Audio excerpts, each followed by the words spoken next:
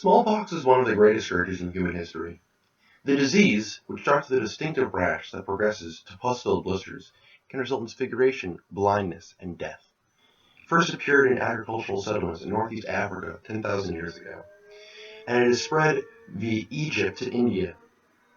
For 10,000 years it has ravaged the human race, killing over 500 million people, more than all wars combined. Why do I tell you this?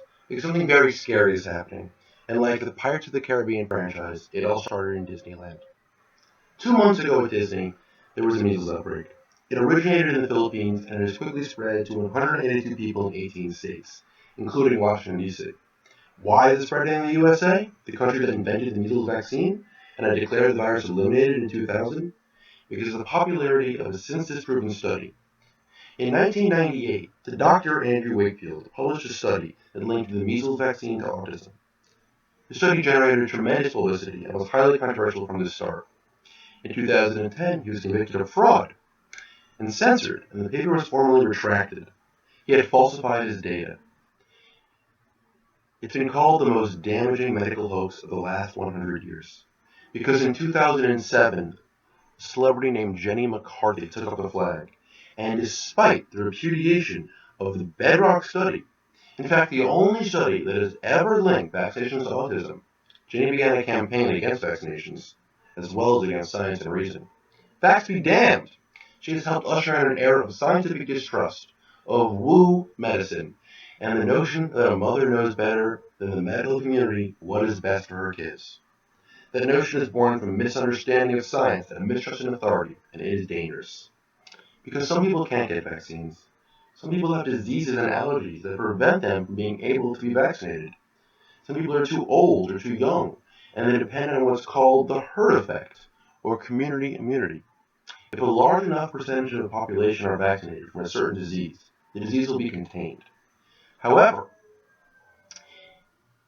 if a certain number of people do not get vaccinated, and that number is only 6%, the disease will not be contained, and the herd effect will not take place.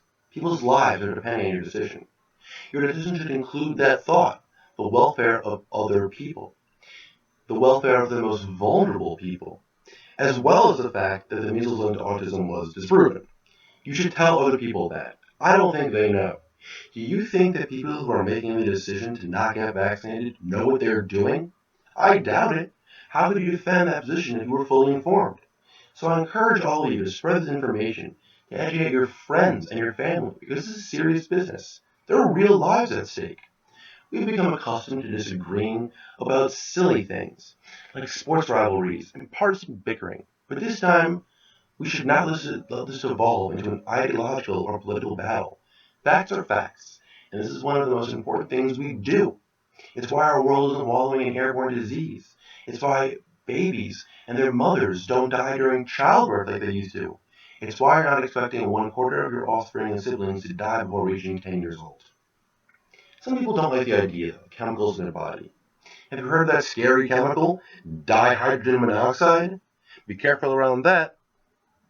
Dihydrogen monoxide means H2O. It's water. I'm just using it as a scare tactic to show you how chemicals can sound scary, but actually be harmless. Chemicals are, in fact, quite literally, everything that we eat and drink. Just because something is chemical doesn't mean it's bad. Just as something that is natural doesn't mean it's good. Cancer, cyanide, and all of the world's poisons are natural. Arsenic and lead are natural.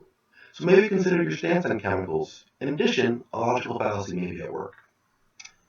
There is this non-scientific belief that we live in an overly prescribed world. This belief is a fallacy known as aggregate toxicity. It's a belief that medicine is making us sick, and that under-medication is preferable to over-medication. The medicine we have and the ubiquity of it is why you don't see people dying of dysentery, typhoid, and cholera. A world without widespread pharmaceutical relief resembles that of the Oregon Trail. The study that began the movement against vaccinations was bunked. It's time that people who believe that face the music and come to terms with their own distorted reality. That's just one of the ways our minds can incorrectly interpret the data to insert reality. Another is how we imagine statistics. When it comes to personal optimism, it's easy for our brains to see the best possible outcome. The flip side is true. We deny stats that upset us. That's why people are afraid of airplanes and the fear of crashing, but they're not afraid of getting in a car, even though no airplane has crashed in America since 2001, while 30,000 people die every year in cars. Our brains aren't designed to process and compare that kind of information. If they were, you'd never hear of the fear of flight. Same reason it seems that avoiding vaccinations might be smart. Try telling that to the 500 million people that are dead by smallpox. Vaccines are one of the best parts of modern science, and we have science to thank for everything around us, from this building to our phones to the subway and everything in between. Those that deny vaccines, they do not deny themselves convenience to the rest of modern science. If you're really committed to this idea that science and medicine is bad, you should fully commit. Give up your modern clothes and your fancy gadgets.